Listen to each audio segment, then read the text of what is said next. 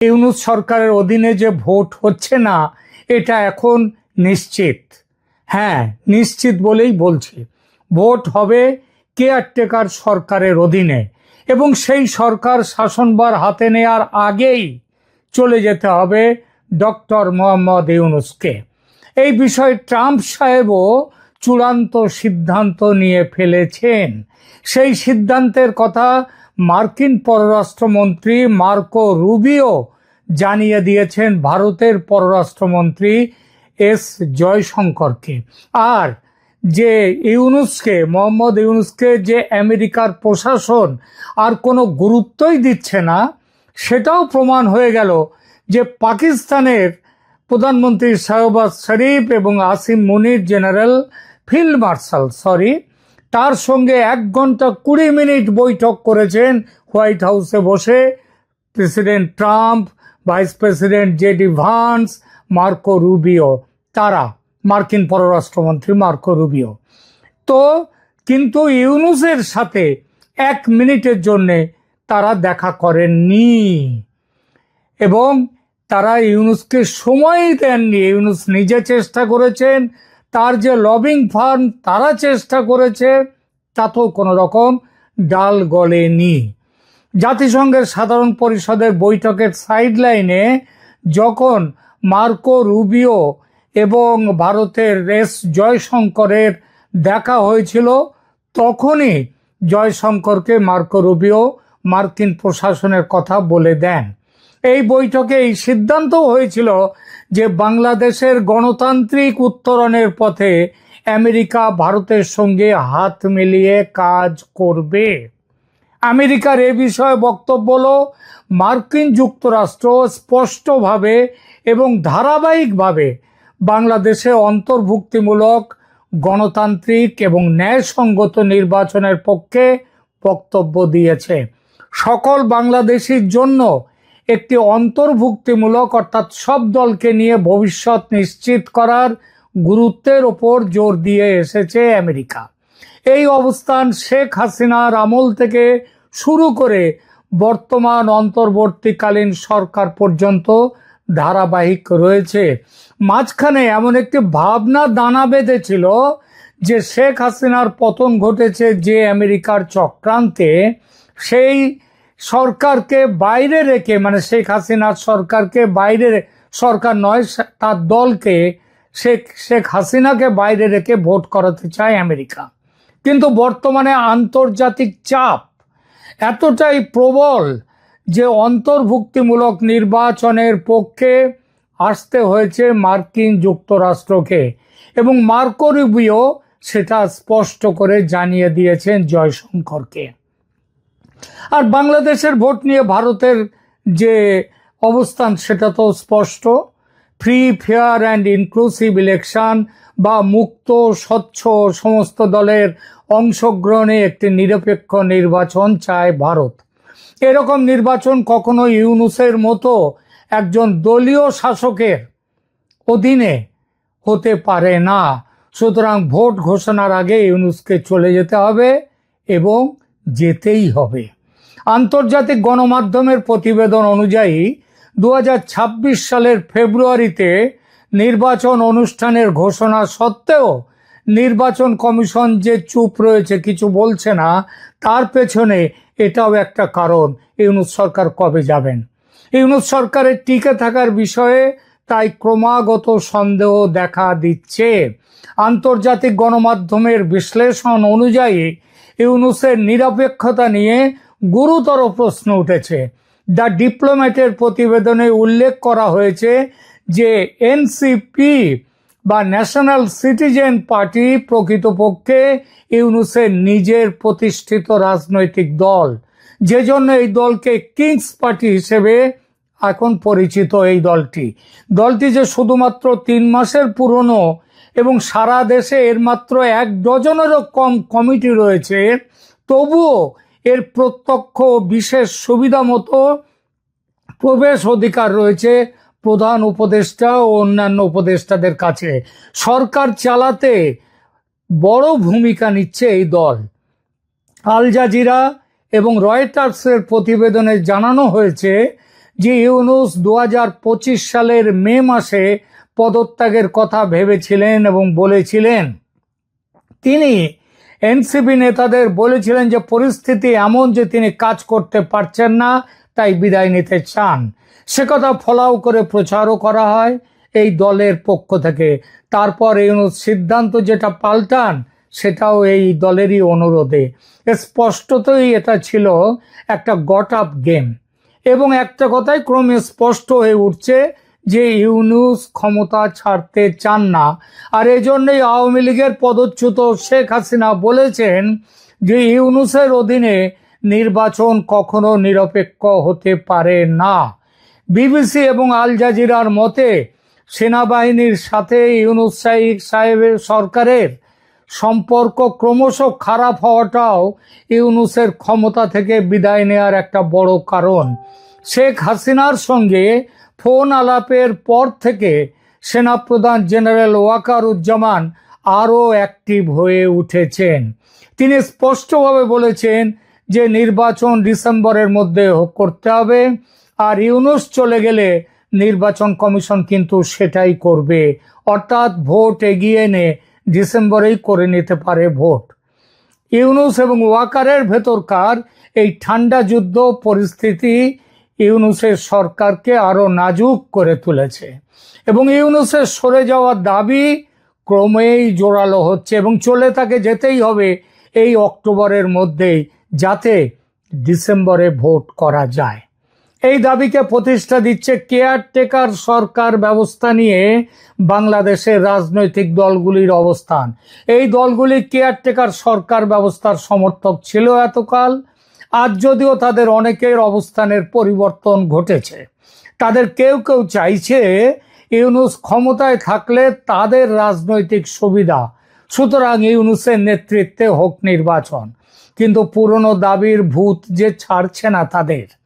2024 সালের 17 December high court পঞ্চদশ সংশোধনীর একটি অংশ বাতিল ঘোষণা করে কেয়ারটেকার সরকার ব্যবস্থা পুনর্বহাল করেছে। আদালত তার রায়ে বলেছে যে কেয়ারটেকার সরকার ব্যবস্থা বিলুপ্ত করা সংবিধানের মৌলিক কাঠামোর পরিপন্থী ছিল। 2024 সালের 17 ডিসেম্বর বিচারপতি ফারাহ মাহবুব এবং বিচারপতি দেবাশিস রায় চৌধুরীর হাইকোর্ট বেঞ্চ পঞ্চদশ সংশোধনীর 20 ও 21 ধারা অসাংবিধানিক ও বাতিল ঘোষণা করেছে। আদালত তার রায়ে বলেছে যে কেয়ারটেকার সরকার ব্যবস্থা বিলুপ্ত করা সংবিধানের মৌলিক কাঠামোর বিরুদ্ধে এবং গণতন্ত্র, অবাধ ও সুষ্ঠু নির্বাচন এবং বিচার বিভাগীয় স্বাধীনতাকে ক্ষুণ্ণ করেছে। এই রায়ের ফলে সংবিধানে কেয়ারটেকার সরকার ব্যবস্থা পুনর্বহাল হয়েছে এবং সংবিধান সংশোধনের ক্ষেত্রে গণভোটের বিধান পুনর্বহাল হয়েছে। এই রায়ের বিরুদ্ধে আমি এই রায়ের ব্যাপারে আলোচনায় এক্ষুনি যাচ্ছি না, এটা এই আলোচনার বিষয় নয়। তবে এই রায়ের বিরুদ্ধে আপিল করা হয়েছে। বিএনপি, জামায়াতে ইসলামী এবং বিশিষ্ট নাগরিকদের পক্ষ থেকে দায়ের করা 3টি রিভিউ আপিলের শুনানি আগস্ট মাসে অনুষ্ঠিত হয়েছে। কিন্তু কেন এই রিভিউ আপিল? কারণ রায়ের খুঁটিনাটি বিষয় নিয়ে এই আপিল আদতে ইউনূসকে ক্ষমতায় দীর্ঘস্থায়ী করার পরিকল্পনা, নির্বাচন বিলম্বিত করার একটি চেষ্টা এবং ইউনূসের ক্ষমতায় থাকা এই দলগুলোর নির্বাচন জয়ের সুবিধা এনে দিতে পারে বলেই এই আপিল।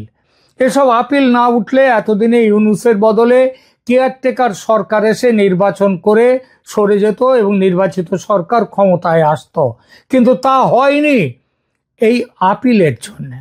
আর তারপর এবং এই দলগুলো সেটা চায় না বলেই।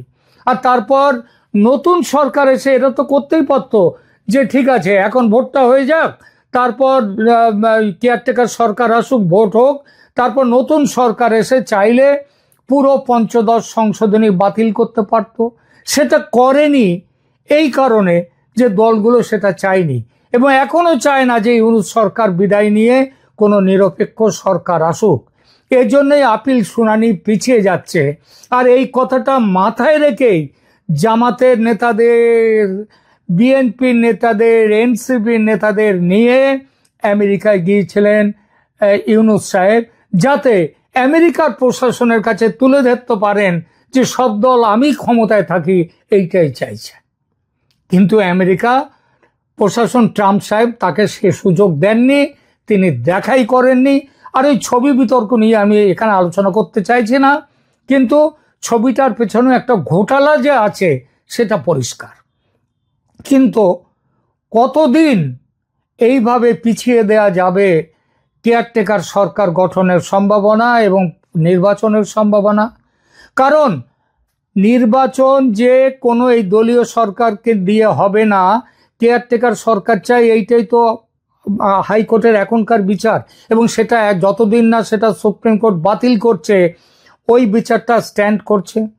ফাইন্যান্সিয়াল টাইমস ইউনূসকে বাংলাদেশের অন্তর্বর্তীকালীন সরকার প্রধান হিসেবে উল্লেখ করলেও তার যে সাংবিধানিক অবস্থানের দুর্বলতার কথা তারা কিন্তু স্বীকার করতে বাধ্য হয়েছে।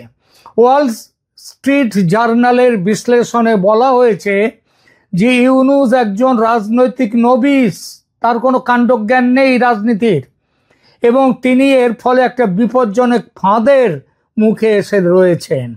রয়টার্সের প্রতিবেদনে উল্লেখ করা হয়েছে যে প্রধান বিরোধী দল বিএনপি ডিসেম্বরের মধ্যে নির্বাচনের জন্য চাপ দিয়ে যাচ্ছে, সতর্ক করে দিয়েছে যে বিএনপি সতর্ক করে দিয়েছে এই ব্যর্থতা দেশে ব্যাপক অসন্তোষের জন্ম দেবে। তারা একদিকে এটা বলছে, আবার আর একদিকে চাইছে ইউনূস থাকুন ক্ষমতায়। কি অদ্ভুত বৈপরীত্য ভাবুন। সরকারের সাংবিধানিক ভিত্তি দুর্বল থাকায় এই চ্যালেঞ্জ আরো জটিল হয়ে উঠেছে। আন্তর্জাতিক গণমাধ্যমের বিশ্লেষণ অনুযায়ী মোহাম্মদ ইউনূসের সরকার আজ গুরুতর চ্যালেঞ্জের মুখে। কেয়ারটেকার সরকার ব্যবস্থার আইনি পুনর্বহালের পর থেকে তার অবস্থান আরো দুর্বল হয়েছে, কারণ এটি নিরপেক্ষতার প্রশ্নে তার নৈতিক ভিত্তিকে চ্যালেঞ্জ করছে। সেনাবাহিনীর চাপ, প্রধান রাজনৈতিক দলগুলোর দাবি এবং এনসিপির কিংস পার্টি হিসেবে ভূমিকা, এই সব কিছু মিলে এক জটিল পরিস্থিতি তৈরি করেছে ইউনূস সরকারের সামনে, যা তার টিকে থাকার সম্ভাবনাকে ক্রমশ কম করে দিচ্ছে। হাইকোর্টের গুরুত্বপূর্ণ রায়ের পর কেয়ারটেকার সরকার বিষয়ক আইনি পরিস্থিতি জটিল হয়ে উঠেছে, এটা বলাই বাহুল্য। 2024 সালের 17 ডিসেম্বর হাইকোর্ট এই পঞ্চদশ সংশোধনীর যে একটি অংশ বাতিল করে কেয়ারটেকার সরকার ব্যবস্থা পুনর্বহাল করলেও ওই রিভিউ পিটিশনগুলো দায়ের করার ফলে সেটা কার্যকর করা যায়নি। এই পিটিশনের মূল দাবি হচ্ছে পুরো পঞ্চদশ সংবিধান সংশোধনী বাতিল করা, সেটা পরেও করা যেতেও, কিন্তু এই দাবির প্রধান রাজনৈতিক কারণগুলো ছিল নির্বাচনে নিরপেক্ষতা, তাহলে এর দ্বারা প্রতিষ্ঠিত হবে কেয়ারটেকার সরকার এলে। বিএনপি ও জামায়াত দাবি করেছে 2014, 2018 এবং 2024 সালের নির্বাচনগুলো প্রমাণ করেছে যে রাজনৈতিক সরকারের অধীনে সুষ্ঠু নির্বাচন অসম্ভব, তাই ফিরে আসুক কেয়ারটেকার সরকার। কিন্তু ইউনূস সরকার তো নিজেকে প্রমাণ করে দিয়েছে সে একটা রাজনৈতিক সরকার এবং তার আমলে সুষ্ঠু নির্বাচন হওয়া অসম্ভব। তাহলে কেন তার পদত্যাগের দাবিতে এই রাজনৈতিক দলগুলো এখন সরব হচ্ছে না? 2 নম্বরে আসি। এরপরে তারা যুক্তি দিয়েছিল যে কেয়ারটেকার সরকার ব্যবস্থা গণতন্ত্রকে শক্তিশালী করে, দুর্বল করে না। তাই যদি হয় তাহলে এখন কেয়ারটেকার সরকার দ্রুত স্থাপনের জন্য তারা কেন কোনো কথা বলছে না? আর শুনুন, আর এই যে তারা কেয়ারটেকার সরকার চাওয়ার পেছনে আইনি কারণ ছিল 2011 সালের রায়টি ঘোষণার 16 মাস পরে স্বাক্ষরিত হয়েছিল, রায় বেরিয়েছিল স্বাক্ষরিত হয়ে, যার আইনি বৈধতা নিয়ে প্রশ্ন উঠেছিল এবং তারা তুলেছে। মৌলিক কাঠামো, কেয়ারটেকার সরকার ব্যবস্থা সংবিধানের মৌলিক কাঠামোর অংশ এবং এটা বাতিল করা অসাংবিধানিক, এটাই হচ্ছে তাদের কথা। 3 নম্বর, রায়ের বিরোধিতা করতে গিয়ে তারা 2011 সালের সংক্ষিপ্ত রায়ে 2টো নির্বাচন কেয়ারটেকার সরকারের অধীনে করার নির্দেশ ছিল, কিন্তু পরে ফাইনাল যে অর্ডার পূর্ণ রায়ে এই উল্লেখ ছিল না। কিন্তু একটু ভাবলে বোঝা যাবে বাংলাদেশের বর্তমান পরিস্থিতিতে এসব কথাগুলো হচ্ছে কসমেটিক চেঞ্জের দাবিতে আপিল করা হয়েছে। যে এসবগুলো আসলে কোনো বড় কোনো কারণ নয়। আপিল হয়েছে ইউনূসের সঙ্গে দলগুলোর বোঝাপড়ার দরুন। এই বোঝাপড়ায় আছেন দেশের প্রধান বিচারপতিও। সুপ্রিম কোর্টের আপিল বিভাগ প্রধান বিচারপতি সৈয়দ রেফাত আহমেদের নেতৃত্বে 7 সদস্যের পূর্ণ বেঞ্চ 2025 সালের 26শে আগস্ট শুনানি গ্রহণ করে। আদালত 21শে অক্টোবর 2025 তারিখে চূড়ান্ত শুনানির দিন নির্ধারণ করেছে। প্রধান বিচারপতি আহমেদ বিচার প্রক্রিয়া বিলম্বিত করার উদ্দেশ্যে একটি সাংবিধানিক প্রশ্ন হঠাৎই তুলেছেন। সেই প্রশ্নটি হলো, কেয়ারটেকার সরকার ব্যবস্থা পুনর্বহাল যদি হয় তাহলে কখন বা কবে থেকে তা কার্যকর হবে? এই দাবি তো কোনো আপিলে ছিল না। হঠাৎ করে এমন একটি প্রশ্ন কেন উত্থাপন করা হলো? সন্দেহ করার যথেষ্ট কারণ আছে যে এই প্রশ্নটি তোলার পেছনে ইউনূস সরকারের অধীনে নির্বাচন করার একটা ভাবনা আছে। অর্থাৎ এবারের ভোট হয়ে যাক, তারপর থেকে কেয়ারটেকার সরকারের আদেশ কার্যকর হবে, তাই নয় কি? সেটাতে জামাত, বিএনপি, এনসিপি দলগুলোর সুবিধে। কারণ ইউনূস তো তাদেরই লোক। নিরপেক্ষতার যে দাবি তাতে গুলি মারো। কেয়ারটেকার সরকার বিষয়ক আইনি লড়াই এখনো চলমান। হাইকোর্টের রায় একটি গুরুত্বপূর্ণ পদক্ষেপ হলেও চূড়ান্ত সিদ্ধান্ত এখনো আপিল বিভাগের হাতে। অক্টোবর মাসের শুনানি বাংলাদেশের নির্বাচনী ব্যবস্থার ভবিষ্যৎ নির্ধারণ করবে এবং এর ফলাফল মোহাম্মদ ইউনূসের অন্তর্বর্তীকালীন সরকারের ভাগ্য নির্ধারণ করবে, যদি অবশ্য এই শুনানি আদৌ শেষ হয়।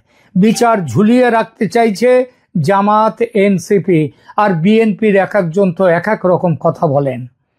কিন্তু মোদ্দা কথা হলো, আন্তর্জাতিক মহল তাদের মতামত স্পষ্ট করে দিয়েছে। তা হলো, ভোটে আওয়ামী লীগকে বাদ দেওয়া চলবে না এবং নিরপেক্ষ ভোট করতে হবে। আর তাই চলেই যেতে হবে মোহাম্মদ ইউনূসকে। সেই যাওয়া দেরিতে নয়, এই মাসেই।